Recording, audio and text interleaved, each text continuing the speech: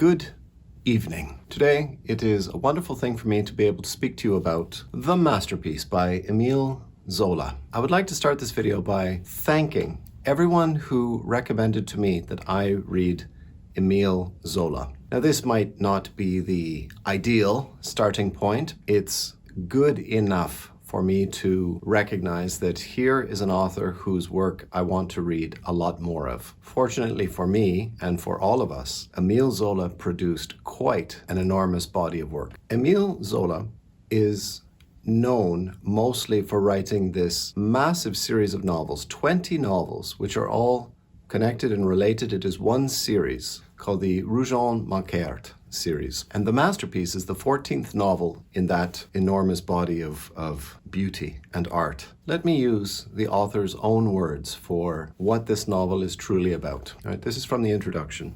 When, in 1885, Zola began to write The Masterpiece, now the 14th novel in the series, the emphasis on heredity had faded, and the work was intended principally to depict the pain and suffering involved in creative endeavor. In Claude Lantier, Zola observed in his preparatory notes, that's the main character of this book, I want to depict the artist's struggle with reality, the sheer effort of creation which goes into every work of art, the blood and tears involved in giving one's flesh, in trying to make something that lives, the endless battle to achieve truth and the endless defeats, the struggle with the angel. That is what this is about. Claude, the main character of this book, is an artist who has a new concept of what painting should be. He has formulated this concept, which he calls, in the novel, he calls it the school of the open air, that he believes that in painting there should be as much natural light as possible to see things as they actually are. Hitherto, the artists were painting in their studios so that their paintings were dark and the light was not, well, the light of painting outside in reality. He is greeted with derision and condemnation. People do not like his paintings. They don't like that there is so much color, that there is such a vibrancy, because they've never seen it before. His paintings are like laughable. It doesn't look like any paintings as people perceive them to be good. If you have ever walked into a modern art gallery and you've stood in front of a painting and just thought, oh my, I wonder what was going on in their mind, because you don't understand it or you don't have an appreciation of what it means or where it came from or what were the steps that the artist was going through to arrive at such a extreme and drastic creation. The novel is not only about the artistic struggle. The novel is much more than that. And something that I wasn't aware of and that I wasn't prepared for was that this novel is quite a lot about the youthful artistic camaraderie that you have with your young peers. You know, like when you go to university or to art school and you make some friendships that are very strong, you feel that you are a genius, all of your friends are geniuses, and it will just be a matter of months before you crack society wide open and you show them, look, here we are the new geniuses, we are ready to challenge your conceptions of what art is. And those friendships are especially strong in The Masterpiece. Claude and his friends, one is a writer, one is another artist, another one is a sculptor, and they are all sure that they have amazing talent and that they are going to turn Paris on its head and they will be recognized as the new geniuses. It's a matter of time. That is the general plot of the book, is the main character Claude struggling to produce his masterpiece in his new radical concept of what painting should look like. Initially, totally rejected by society. Nobody likes his paintings. They think it is too much. Simply, it is too much of something that they cannot comprehend. As the book goes along, there's one major struggle and there's one minor struggle. The major struggle is there's one painting that he gets a view of Paris that he wants to paint. He thinks this will be the ultimate masterpiece if he can capture this landscape. Slowly, we begin to feel that this idea that he wants to capture on a canvas with paint is driving him mad. It has taken possession of his soul, and it will not let him go until he is finished with this painting, which will be his masterpiece, if he doesn't allow it to drive him mad. It is a real struggle. The other smaller struggle that goes on in the book is these youthful friends that meant so much to him when he was young. As they live their lives, the friendships become strained for various reasons. One of them becomes successful, another one becomes too much of a failure and is depressing to be around. One of them gets married, and these friends who were like brothers are drifting apart. And they still occasionally meet up, and they have one of these big dinners where they're, talking all night long and smoking and drinking wine and just talking till the break of dawn. Slowly those meetings of these best friends become more strained. There are more things that they feel that they can't say honestly to one another. The main character, Claude, they are watching him because they are afraid that their friend is really struggling with his ideas of reality. And I like that aspect of the book as well. It wasn't only this artist hell-bent on creating, the masterpiece. It was also this very real human connection with his friends. And it doesn't have to be like that. You don't have to be an artist to realize how hard it is to stay friends with some of the people you knew when you were a teenager. Like they might have meant the world to you at that time, but as you get older, things change. My life has been quite drastic. I've moved around quite a lot and lived in a lot of different places, so it's been very hard for me to really hang on to any old friendships, and my personality is so prickly that I offend people all the time. A bit of a tragedy how offensive I can be to people, especially my friends. I have this bad habit of thinking that if they are my friends, that they can take it because they'll realize how funny I'm being. But, it's not like that when you're on the receiving end. It's like, oh man, why is this guy such a dick? Me, I'm the dick. Why the masterpiece? It may not be the ideal place to begin when you start reading Émile Zola. However, I feel incredibly lucky that I started with this one because the masterpiece is somewhat autobiographical book. The main character, Claude, is based on Zola's friend, Paul Cézanne. You might have heard that name, famous painter. And that in the book, the character of, Martin Sandoz, that character is very strongly based on Émile Zola. That when you see Sandoz, you can think to yourself that, yes, that is the Zola character. And he is a writer, he is working on this massive series of novels, as Zola was doing. And that is very much based on what happened in real life, that Zola and Cezanne, they went to school together when they were just young teenagers. They grew up together. They were the best of friends until Zola published this book, and he gave it to his friend, Paul Cézanne, and that ended the friendship, and they never spoke again, because Cézanne did not like the depiction of himself in the book. And yes, I do understand why. So just something about Émile Zola, a little bit from this chronology that they have in the beginning of some of these books. 1840, born in Paris on April the 2nd, the only child of Francesco Zola, an Italian engineer, and Émile Aubert, the daughter of a glazier. The family moves to, I know I'm going to murder this. I just checked the pronunciation too. Aix-en-Provence. I'll put a map there so you can see for yourself. So in 1852, when he is 12 years old, he becomes a boarder at the Collège Bourbon at Aix, AIX. Friendship with Paul Cézanne. Zola, I think the book really enjoyed pointing this out. Zola, not Cézanne, wins the school prize for drawing.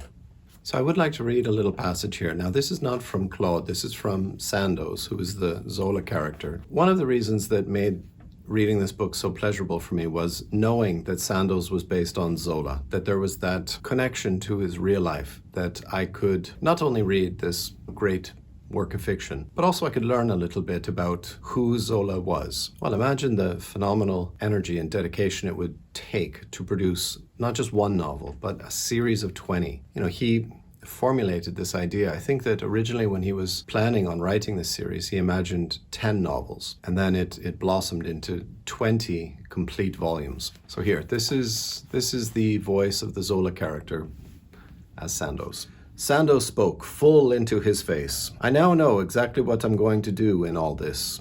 Oh, nothing colossal, something quite modest, just enough for one lifetime, even when you have some pretty exaggerated ambitions. I'm going to take a family and study each member of it, one by one, where they come from, what becomes of them, how they react to one another. Humanity in miniature, therefore, the way humanity evolves, the way it behaves. I shall place my characters in some definite period that will provide the milieu and the prevailing circumstances that make the sort of thing a slice of history. If you see what I'm getting at. I shall make it a series of novels, say 15 or 20, each complete in itself with its own particular setting, but all connected. A cycle of books that will at least provide a roof in my old age if they don't prove too much for me in the meantime. For someone who's no knowledge or experience of Zola, that is quite a fun thing for me to read, to feel that I can quickly get more acquainted with this author who has such a huge body of work, of which I've been completely negligent of my entire life. Because Zola himself was also interested in this concept of naturalism, in the way that the character of Claude is interested in naturalism in painting. Zola wanted to express that in writing. He didn't want it to be artificial. He wanted it to be plainly perceived, like plainly shown and plainly felt by the audience. There are some scandalous passages. I mean, when you go back to these old books, you don't often get allusions to certain types of behavior, if you know what I mean. Not mentioned. You know, it's crude, it's crass, it's vulgar, and more than any of those, it's prohibited. Your book will not get published if you have certain descriptions of certain acts. And in this book, he writes it. Not overtly and not at length, but it's there. You know, we have a much closer depiction of human life than we get in, say, who's that American writer who wrote in the Gilded Age?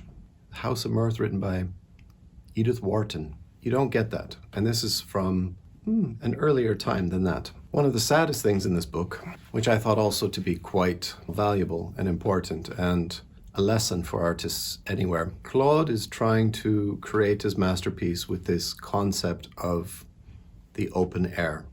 Even though his audience, even though the public hate it and they think that he's a lunatic, he believes in this artistic expression, even if they are not ready for it yet.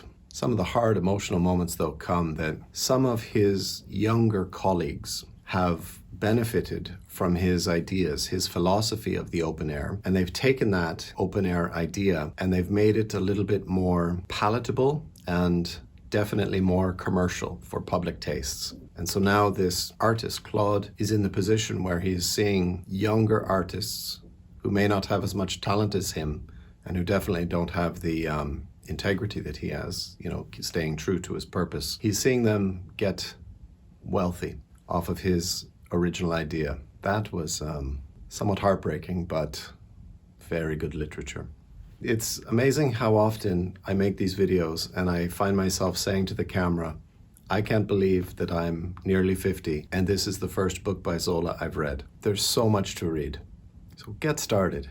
You know, don't procrastinate. Don't put it off, because, God, I have to think that, like, what would life be without literature? I forgot to mention that I had a short story published in a magazine, pulp magazine, with this very cool cover. It's a story that I wrote a few years ago called In the Margins. It's always nice to see your writing and publish. I turn right to my story, and even though I've read it dozens of times, I look at it and I say, yes, In the Margins. I had been unemployed for 3 months and was afraid I was losing all connection to what might be considered urban propriety. That's a good opening line. The only thing I felt was an overall lassitude and disaffection for what I saw of life in Canada. That's not a very beautiful line. It's hard to read, but it looks nice. My weakness is these author bios in the back. I always write the silliest things. My name is Grant Shipway. Originally, I come from Ottawa, and I have lived a life full of strange experiences. I did a 60-day Bikram yoga program. I have a brown belt in Aikido. I've read more books than you and all of your friends, and I've run with the bulls in Pamplona. However, the strangest thing must be that I decided to return to Canada and attend university at nearly 50 years of age. I would offer to send you one, but I only have 2 copies, so I've got to keep them. Where do we go from here? Well, considering how much I love that book, and it's not even particularly highly rated on the 20 novels series, I'm going to start reading Émile Zola, and I will try to read the series from 1 to 20. I try not to read the same author more than once per year because because there's too much to read to become too fond of one author. That's my feeling. If I read something from Japan, then I definitely have to read something from Canada, or I have to read something from South America, or I have to read something British. I can't just keep reading Japanese literature because I really need to push myself to go as broadly as possible. And also in time, too. When I read something classic, I want to read something a bit more modern, because life is so short and you're not going to get a chance to read it all. No, you don't. You can read as much as you possibly can, and sadly, you're not going to get around to all of it. It does seem like a tragedy, but at the same time, it is what a treasure that is. Like it is an endless treasure that no matter how much you get through, the sources of the treasure are infinite. It will never expire. There will always be handfuls more treasure at your fingertips at any moment. It is inexhaustible. The joy, the contemplation, the strong emotions that you can get from reading books. I know a lot of people who say that they can't find the time, or they just can't. 30 minutes a day. You do have 30 minutes in every day if you would just stop doing the other dumb shit that you're doing and just 30 minutes read a book. Trust me, you'll love it. You'll get used to it. You'll start doing it more. You'll start to find that 30 minutes isn't even enough for you, that 30 minutes is too short, and you'll start saying, okay, now I want to do an hour a day. There is another great author that I have to look forward to reading. Amazing. 50. And I have 20 novels by Émile Zola to read. Lucky person me. I hope I will encourage you to come along on this little Zola quest. Probably in about 2 years, we will be moving to Japan, and any of the books back there that have not been read, and currently that's over 50% of them, any of those books that have not been read, I've got to mail to Japan, which, think how expensive that's going to be. Boxes of lead weights. Émile Zola, you've got to get started. Me too. All right, there's a lifelong project that, sometimes people talk about running marathons. Running marathons it's okay, but it's kind of a torture. But this is just nothing but beautiful humanity, something we really are in need of these days, I believe. Okay, enough philosophical bullshit. Take care.